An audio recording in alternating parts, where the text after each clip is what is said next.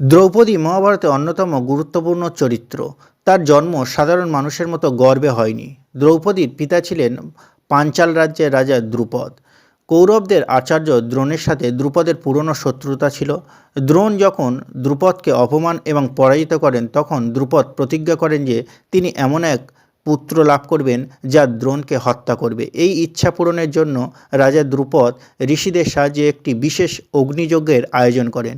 যজ্ঞের আগুন থেকে প্রথমে ধৃষ্টদ্যুম্ন নামে এক বলশালী পুত্র জন্মগ্রহণ করেন, যার ভাগ্যে দ্রোণের মৃত্যু লেখা ছিল। এরপর যজ্ঞের বেদি থেকে এক অপূর্ব সুন্দরী কন্যার আবির্ভাব ঘটে।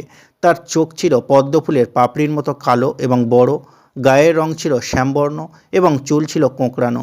এই কন্যাই হলেন দ্রৌপদী। যেহেতু তিনি রাজা দ্রুপদের কন্যা, তাই তার নাম হয় দ্রৌপদী, এবং পাঞ্চাল রাজ্যের রাজকুমারী, তাই নাম হয় পাঞ্চালী। এভাবে দৈব পরিকল্পনা এবং একটি বিশেষ যজ্ঞের মাধ্যমে দ্রৌপদীর জন্ম হয়েছিল, যা মহাভারতে কুরুক্ষেত্রের যুদ্ধের প্রধান কারণ হয়ে উঠেছিল।